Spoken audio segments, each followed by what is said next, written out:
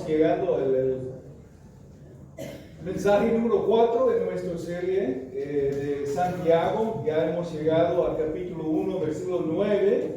Y pues el texto ante nosotros está considerado por algunos comentaristas como algo sin relación con lo que fue mencionado previamente. Pero lo más que consideramos el pasaje, la estructura de la literatura, el flujo del contexto de este pasaje, podemos ver cómo esta porción de la carta está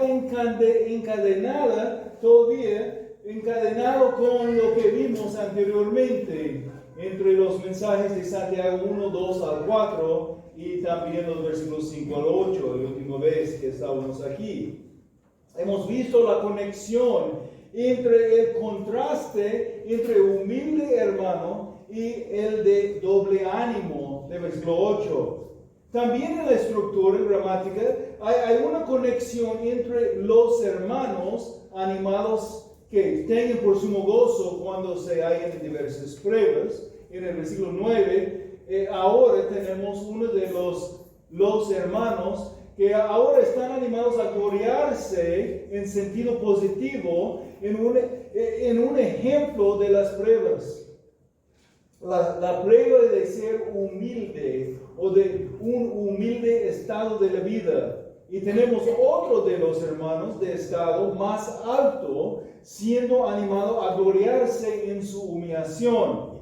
Para nuestros oídos suena un poco raro pensar en alguien de estado humilde y gloriarse en tal prueba de la vida.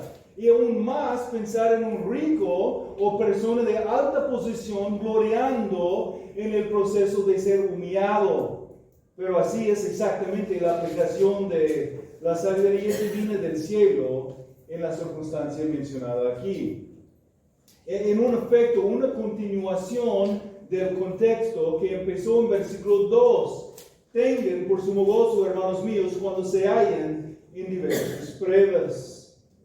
Aunque algunos han entendido hacer un contraste entre los pobres cristianos y los ricos inconversos, o sea, como el contraste entre los con fe y los de doble ánimo, los que dudan, no es necesariamente la intención del pastor Jacobo aquí.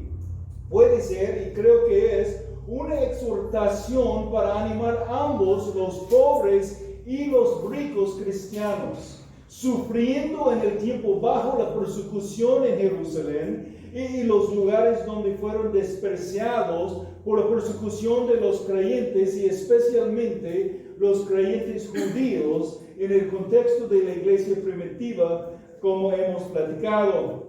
Aunque el versículo 12 es parte del siguiente párrafo, es parte del mismo contexto y nos recuerda que todos que perseveren bajo la prueba serán bienaventurados por fin.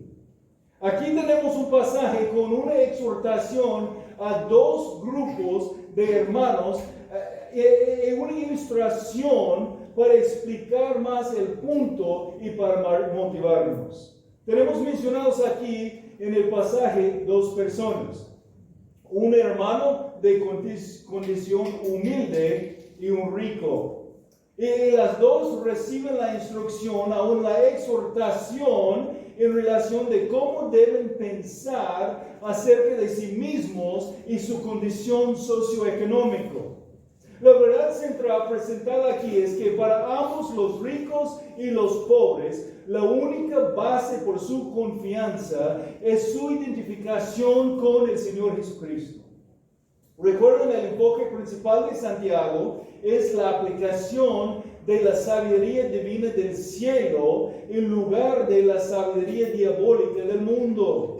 Lo que vimos en el pasaje climático del argumento de Santiago, de Jacobo, aquí en la carta conocido como la carta de Santiago, ahí en Santiago 3, 13 al 18. Y aquí en el contexto de las pruebas y madurando espiritualmente por confiar en el Señor entre las pruebas, tenemos la instrucción ante nosotros en los versículos 9 al 11.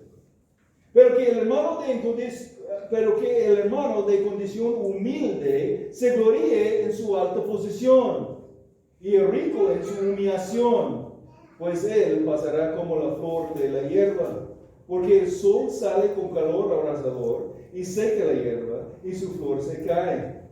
La hermosura de su apariencia perece. Así también se marchitará el rico en medio de sus empresas. En la pobreza y la riqueza, nuestra única confianza segura es la confianza puesta en el Señor Jesucristo. El título que puse el mensaje es Viendo las pruebas de la vida como experiencias que nivelan. Todos son nivelados allí al pie de la cruz. En Cristo estamos por igual. La idea es que no se importa qué estado socioeconómico o qué nivel material nos encontramos viviendo en cualquier momento de la vida. Como cristianos experimentando días de pruebas, nuestra única fuente de esperanza y razón de gloriarse es Cristo. Nuestro bosquejo sea muy básico ahora. Si están en el grupo de WhatsApp, recibieron algo ahí en el grupo que pueden usar para seguir un poco el flujo del bosquejo. Pero muy básico ahora, como pues nuestro texto consiste nada más en dos partes, dos claras declaraciones y unas clausuras que pinten un cuadro ilustrativo para explicar un poco más detallada la enseñanza encontrada en la segunda declaración. Aunque la estructura es muy directa y el bosquejo entonces reducido, quiero que ustedes tomen sus notas personales y reflejen en el consuelo y ánimo dado del corazón pastoral de Jacobo a los hermanos que sufrieron en su tiempo y a nosotros cuando sufrimos las pruebas en nuestro día también. Por aplicar la sabiduría divina, y las dos partes vamos a ver cómo aplicar esta sabiduría divina mencionada en Santiago 3, 13 al 18. Por aplicar la sabiduría divina, el pobre recibe un nuevo sentido de honor. Versículo 9.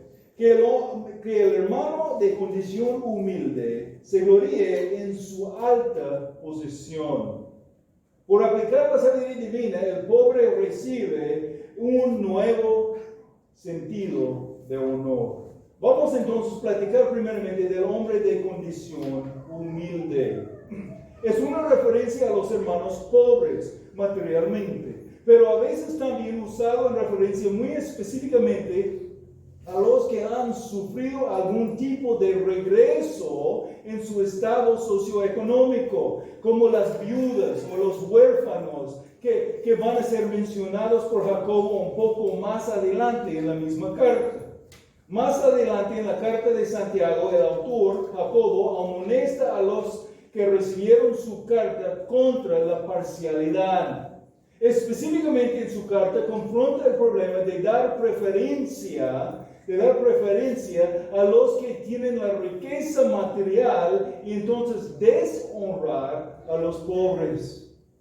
Voy a leer una porción del pasaje encontrado en capítulo 2 en un momento, pero es suficiente por nuestro estudio el día de hoy entender que el problema evidentemente existía en tal manera que él necesitaba dar una exhortación acerca del problema. Más adelante Pablo trató con un problema similar en la relación a las fiestas ágapes donde celebraron la cena del Señor. Ahí el problema fue cuando juntaron a celebrar la cena del Señor, no fue solamente usando los elementos que usamos ahora en la celebración, pero fue una cena. Juntaron, cercaron la mesa y parte de la cena también celebraron lo que celebramos nosotros, la cena del Señor. Pero en estas fiestas ágapes, lo que era un problema, dice Pablo, es que los ricos vinieron y trajeron sus cosas y empezaron a festejar y no compartieron con los demás que no tenían algo para contribuir. Y había una separación entre los del estado socioeconómico más alto y los más pobres en la iglesia. En lo largo del Antiguo Testamento como el Nuevo Testamento podemos ver evidencia que Dios tiene corazón de compasión sobre la situación difícil de la pobreza. Especialmente donde la dureza de la pobreza es causada en parte por la manera opresiva que los ricos y los poderosos trataron a los pobres.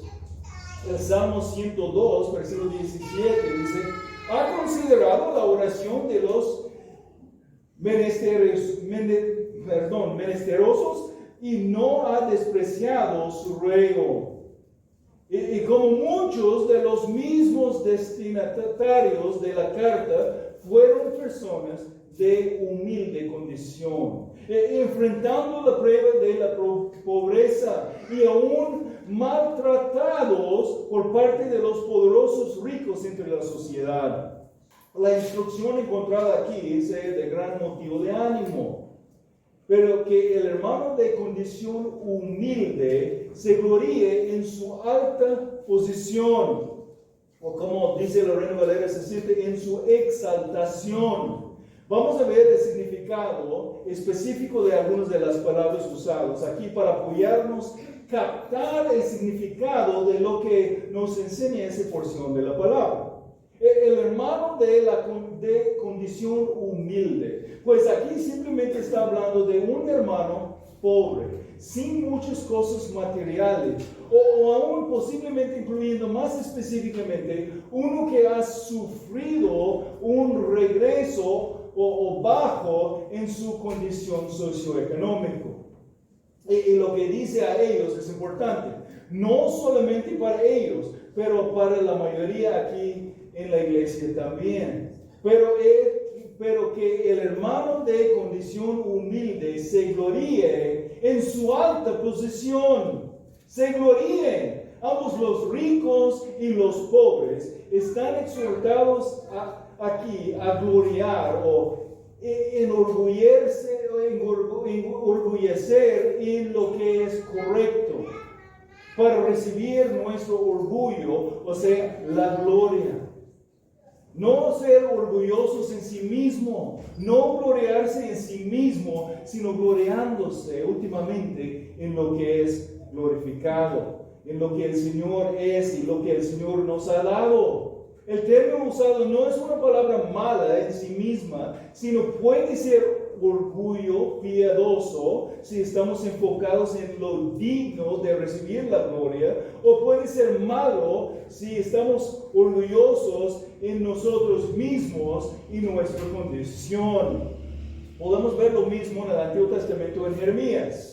Jeremías 9, 23 al 24. Así dice el Señor: no se gloríe el sabio en su sabiduría, ni se gloríe el poderoso en su poder, ni el rico se gloríe en su riqueza, pero si alguien se gloría, gloríese de esto, de que me entiende y me conoce, pues yo soy el Señor que hago misericordia, derecho y justicia en la tierra, porque en estas cosas me complazco, declara el Señor. Jeremías 9, 23 y 24.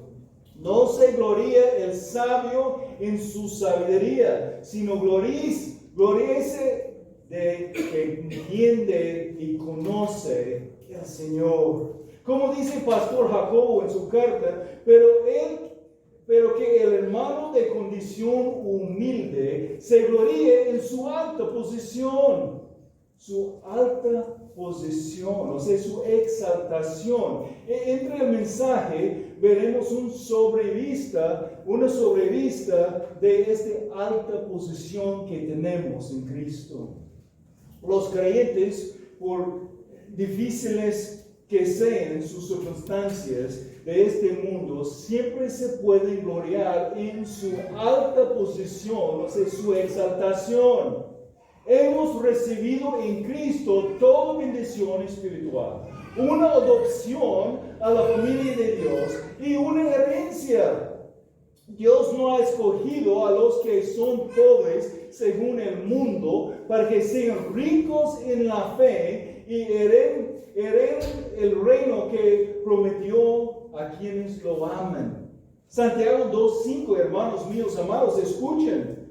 ¿No escogió Dios a los pobres de este mundo para ser ricos en la fe, herederos del reino que Él prometió a los que lo aman? Como podemos ver en el estudio de las palabras de Cristo en Mateo, aún los pobres en lo material tienen que ser pobres o humildes en lo espiritual o en el espíritu para entrar al reino de Dios. Mateo 5:5. El mero hecho de ser pobre no puede hacer nadie justo. Todos tienen que reconocer que son pecadores, que nacieron con una naturaleza pecaminosa, entonces actúan en pecado y que la pena del pecado es la muerte. Y la única manera de acercar a Dios es por el arrepentimiento de su pecado y por confiar en Cristo y su obra en la cruz del Calvario y nada más y nadie más. Aquí el pastor Jacobo escribe una carta. La carta ahora conocida como Santiago, a los cristianos dispersos entre las naciones. ¿Sabe que muchos de ellos viven en una pobreza abrumadora y están en el último escalón de la sociedad?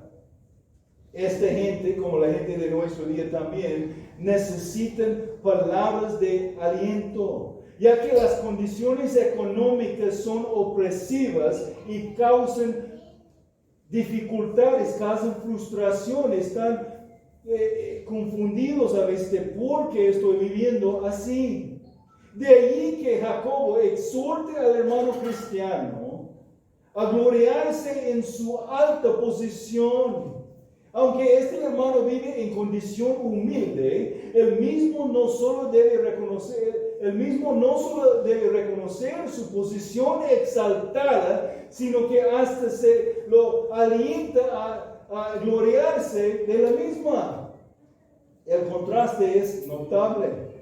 ¿Cómo puede un cristiano económicamente empobrecido entender que es altamente exaltado? Su vida es altamente exaltado en Cristo. Antes de poder alardear de una posición honorable, debe primeramente aprender a apreciar el significado de su posición en Cristo. En otras palabras, no debe fijarse en las posesiones materiales, sino en los tesoros espirituales. Debe tener un enfoque totalmente diferente en la vida que lo que tiene el mundo, lo que ofrece el mundo. La perspectiva mundana no va a gloriarse en su pobreza. Él ve la vida no desde un punto de vista materialista, sino en relación con los valores espirituales. ¿Sabe que Dios mismo ha elevado al creyente a un alto rango espiritualmente? Se ve a sí mismo como hijo del rey, como hijo de Dios.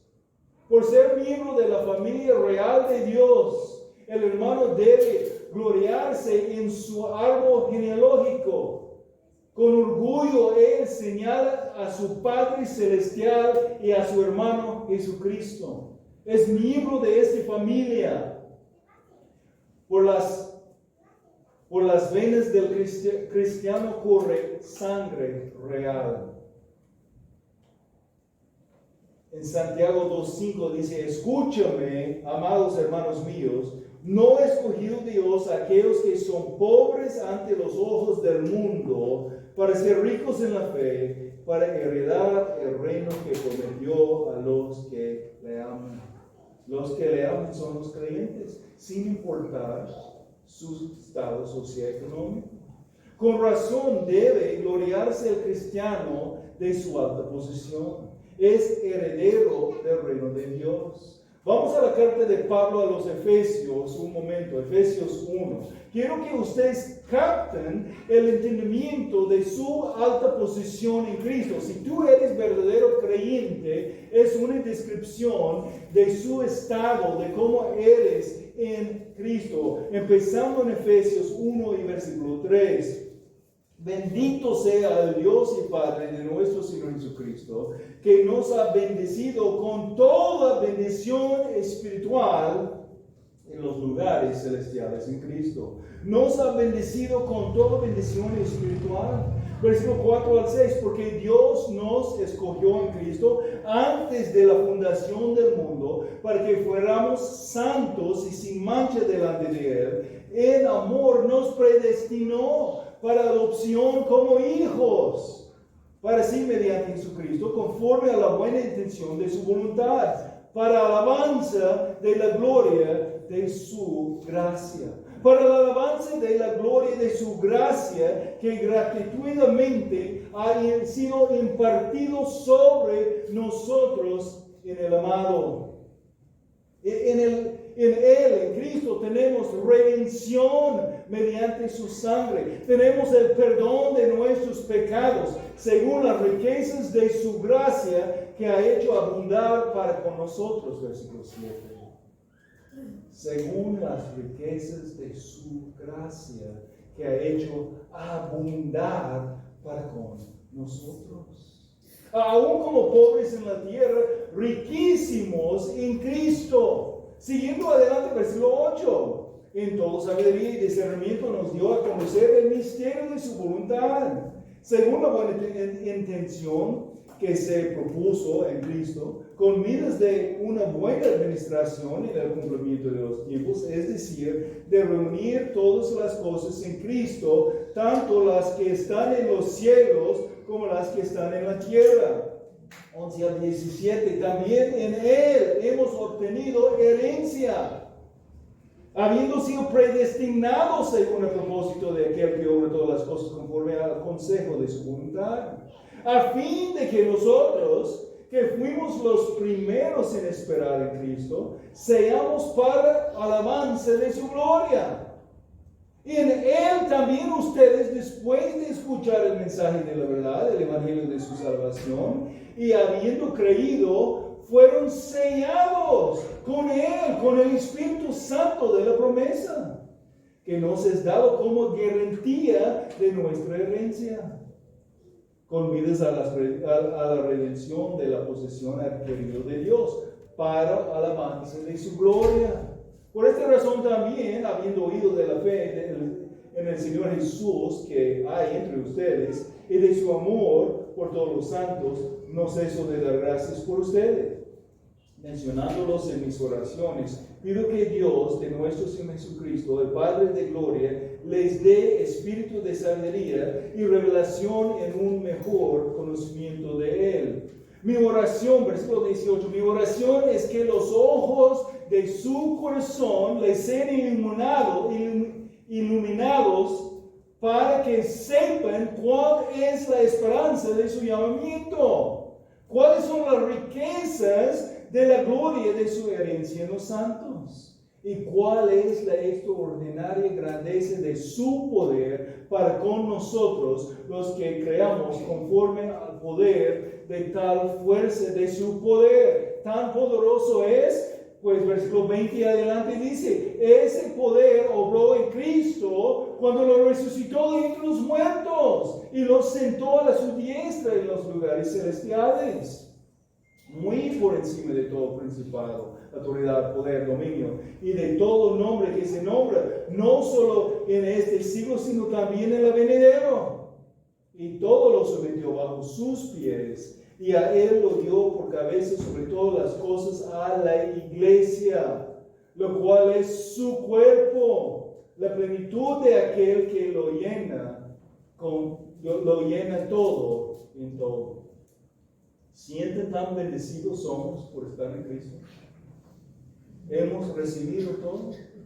En la iglesia no hay diferencia entre pobre y rico, tal como no hay diferencia entre otros en su posición ante Dios en la iglesia. Gálatas 3:28, no hay judío ni griego, no hay esclavo ni libre, no hay hombre ni mujer, porque todos son uno en Cristo Jesús. No hay distinción entre los esclavos y libres. No podemos poner en nuestro contexto y decir que lo mismo, no hay distinción entre los jefes y los trabajadores. No hay diferencia entre ninguno de nosotros. No hay distinción en Cristo de nuestra posición. La posición que tenemos es nivel en Cristo. Entre mis años servindo al Señor en Juárez II, en Mochicawi, y con oportunidades a predicar en muchos pueblos, tal como muchas ciudades, ha sido mi privilegio, hermanos, a ver muchos hermanos y ver muchas hermanas de diferentes estados de vidas trabajando juntos en el Señor, para la gloria del Señor. Pero aún así he escuchado hermanos y hermanas decir cosas a veces que muestran sus propios prejuicios unos sobre otros. He escuchado cristianos de iglesias en las ciudades decir cosas incorrectas sobre los cristianos en los pueblos por su ignorancia y falta de entendimiento sobre lo que ellos están observando ahí. También he escuchado comentarios entre la familia cristiana, entre los pueblos, que muestran otros tipos de prejuicios y pensamientos sobre los que son diferentes, si sea diferente en su cultura o su posición socioeconómica. Recuerdo una vez que yo estaba en la casa de mi hermano Isaac por una reunión de varones, y algunos hermanos de Mochicawi y de Juárez II fueron allí, y después regresamos y un hermano decía, pues debemos invitar a los hermanos de la ciudad que estaban ahí a nuestro pueblo y tener una fritanga o algo ahí y vamos a invitarles. Después el hermano decía, pero si vienen los hermanos yo no voy a venir en mi carro. ¿Por qué? Pues tú sabes cómo es mi carro, todas las ventanas son quebradas, ni tiene vidrio enfrente. Pues su otro auto es un Islo viejo, si ustedes que conocen las motos tan viejos, completo con un piel de venado ahí arriba de la silla, con la cola. Me dice, no voy a traer mi carro porque voy a tener vergüenza, porque seguramente todos los hermanos de la ciudad traen carros del año. Un prejuicio, un pensamiento de gente que no entiende cómo son la gente de la ciudad. Pero ambos lados, gente de la ciudad que no entienden cosas de gente del pueblo no entienden gente de la ciudad. A veces entre diferentes culturas, trabajé mucho entre personas mayas y hay ideas equivocadas, aún entre las iglesias. Y a veces hay hermanos que dicen cosas en su ignorancia de la verdad de lo que están observando, que pueden ofender. Aún si fuera la verdad que todos tienen autos del año, aunque muchos ni tienen autos, no hay razón de tener pena entre la familia de Cristo. Yo puedo declarar con Pablo, sé vivir en vivir humildemente y sé vivir en prosperidad. Cualquier manera en donde vives, acepta lo que el Señor está dando y acepten los demás. Pues Daniel y yo teníamos casi nada por muchos de los primeros años de nuestro matrimonio. Y por lo menos he experimentado tiempos abundantes, bendiciones por los sacrificios de otros hermanos que son más bendecidos materialmente. Y en Cristo no hay diferencia. Pero solo aplica todo eso si eres un cristiano. Si tú estás en Cristo. Si tú no estás en Cristo, tú no tienes todas las bendiciones que fueron mencionadas. No tienes una posición tan alto. Tienes que arrepentir de tus pecados y confiar en Cristo para recibir todo eso. Permíteme regresar a Efesios para leer poco más, para que seamos captados por la posición tan alta y exaltada que tenemos en Cristo. Efesios 2:1 y adelante. Y Él, Cristo, les dio vida a ustedes que estaban muertos en sus delitos y pecados, en los cuales anduvieron en otro tiempo, según la corriente de este mundo, conforme al príncipe de la potestad del aire, el espíritu que ahora opera en los hijos de desobediencia. Entre ellos también todos nosotros en otro tiempo vivíamos en las pasiones de nuestra carne, satisfaciendo los deseos de la carne y de la mente, y éramos por naturaleza hijos de ira, lo mismo que los demás.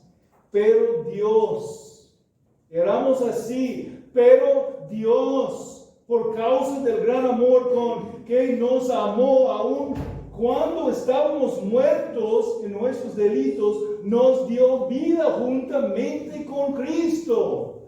Por gracia ustedes han sido salvados. Y con Él nos resucitó y con Él nos sentó en los lugares celestiales en Cristo Jesús, a fin de poder mostrar en los siglos venideros las sobreabundantes riquezas de su gracia, por su bondad para con nosotros en Cristo Jesús.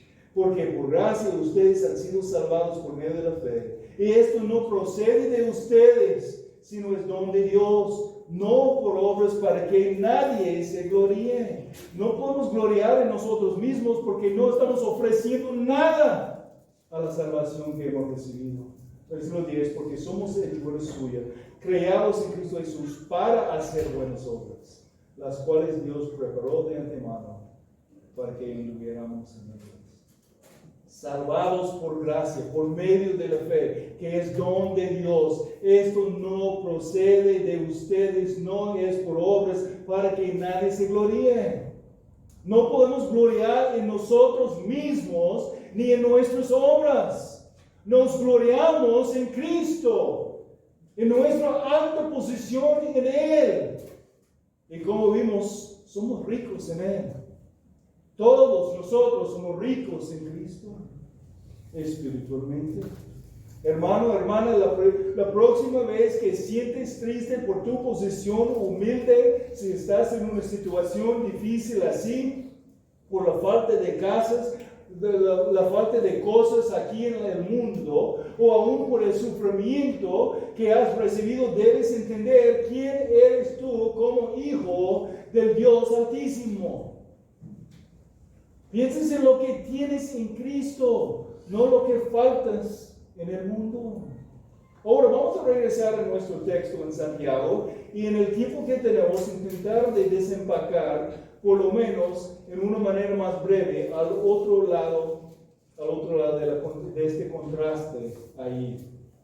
Pero que el hermano de condición humilde se gloríe en su alta posición y el rico en su humillación.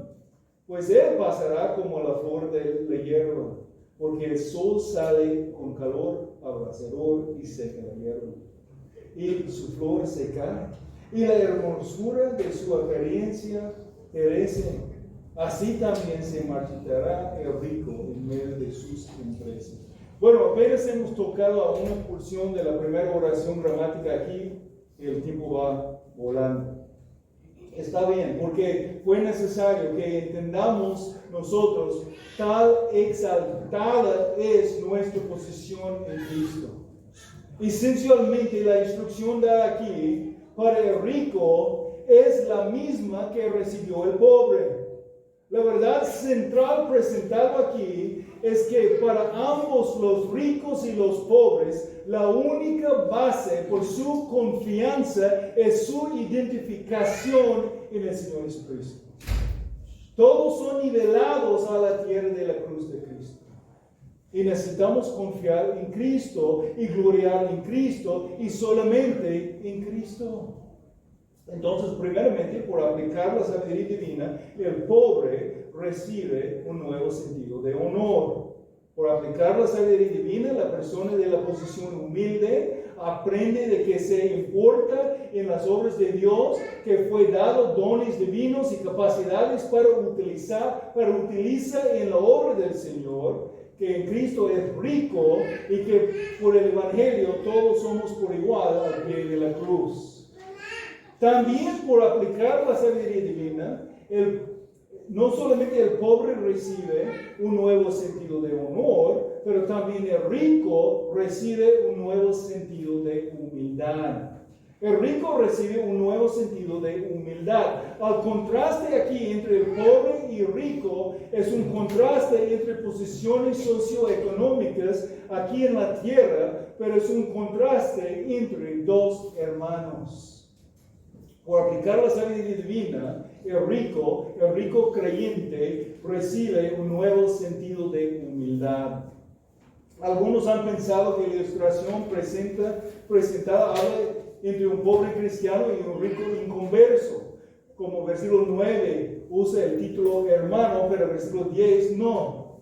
Ellos también piensan que sea necesario interpretarlo así, porque ellos piensan que la descripción que siga presentada apunta a la destrucción última del hombre mencionado como el rico. Pero que el hermano de condición humilde se gloríe en su alta posición y el rico en su humillación, pues él pasará como la flor de la hierba. Pues ahora no tenemos tiempo para explicar todos los detalles y razones para que yo y otros hermanos no tomen aquella posición así, pues por la estructura sintáctica de la gramática, el título hermano puede ser entendido como descripción para ambos, el pobre y el rico, en el pasaje. La idea es como, pero el hermano de condición humilde se gloría en su alta posición y el hermano de condición rica en su humillación. También la ilustración que siga habla de la verdad de que todo aquí en la tierra pasará. Y entonces el gloriar en las cosas de la tierra últimamente es fútil, no sirve para nada. Pero tenemos que dar cuenta que la exhortación dada al rico a gloriar en su humillación solamente sea posible si el rico es creyente. Y entonces tiene la capacidad espiritual de humillarse ante Dios y gloriar en Cristo en lugar de gloriar en su posición alta en la tierra. Tal como el hermano pobre, o sea, humilde, fue exhortado a gloriarse en el honor de su posición alta en Cristo. El rico cristiano recibe la exhortación a sentirse orgulloso solamente en su humillación. Solamente un creyente tiene la capacidad de hacerlo. No debe gloriarse en sus cosas, sino en su posición en Cristo. Otra vez, podemos ver la influencia de las enseñanzas de Jesús en este pasaje. Las enseñanzas de Jesús que fueron escritos, que Jacobo en muchas partes de su carta está exponiendo. Mateo 23:12, y cualquier que se engrandece será humillado, y cualquier que se humille será engrandecido. Por nuestro texto, Santiago 1:9 al 11, pero el hermano de condición humilde se gloría en su alta posición, y el rico en su humillación. Jacobo respalda su advertencia al hermano rico, recordándonos la manera temporal que uno puede aún disfrutar sus riquezas y la posición alta, humanamente hablando. Para hacerlo, él usa una ilustración como una manera de usar algo aquí conocido para pintar el cuadro en nuestras mentes. La muerte natural de la vegetación.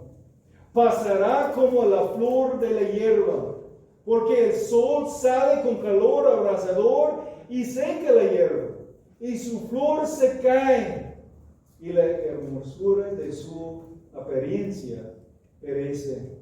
Así también se marchitará el rico en medio de sus empresas. Tengo tres cosas principales que quiero ver con ustedes por medio de los versículos 10 al 11. Por aplicar la sabiduría divina, el rico recibe un nuevo sentido de humildad. La primera cosa que notamos es que las riquezas pueden traer una tentación con la prueba. Recuerden que estamos en el contexto todavía de las pruebas. las pruebas y las tentaciones, como van a ser mencionados en el pasaje que sigue. La primera cosa que notamos entonces es que las riquezas pueden traer una tentación con la prueba. La tentación con la prueba. ¿Qué es la diferencia entre una prueba y tentación? Pues hemos platicado ya antes. Es la misma cosa. Algo que Dios ordena pasar en tu vida. Por el propósito de ser una prueba. Por el propósito que tú confíes en Él y pasa la prueba. Pero si tú respondes a la prueba de una manera pecaminosa, esta prueba convierte en algo de tentación a pecar en tu vida.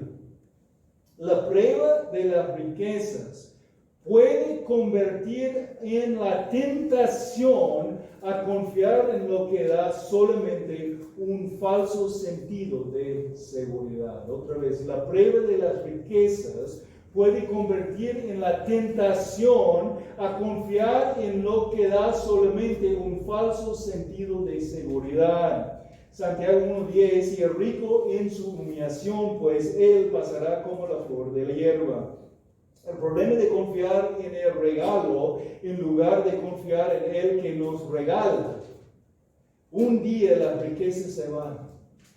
El trabajo, los recursos, aún los esfuerzos, con tiempo se van. Mientras estamos creciendo, mientras estamos acercando más la edad de la muerte. Jacobo no enseña que una persona no puede ser rico y cristiano a la vez, sino que la prueba de la bendición de las riquezas puede ser convertida en una tentación. La actitud del cristiano sobre sus posesiones es clave aquí. ¿Dónde está su confianza? Pero es digno de decir que lo mismo es verdad para el cristiano pobre. La falta de tener cosas no necesariamente quita la adoración idólatra a desear las cosas más que Cristo. A veces los papás pueden empujar a sus hijos en ciertas decisiones educacionales por su deseo que sus hijos tengan mejor estado de vida, aun cuando a veces los mismos hijos están llamados a servir a Cristo en las áreas asociadas con el sufrimiento y la pérdida. He visto esto en las vidas de algunos. No, hijo, pues sí está bien si tú sientes llamado a ser pastor, pero primeramente debes estudiar otra cosa para que si no funciona ser pastor, pues tiene un sostén en la vida. Y es común, porque no confían en el Señor y no quieren que sus hijos sufran lo que a veces puede ser el estilo de vida sacrificial de servir al Señor.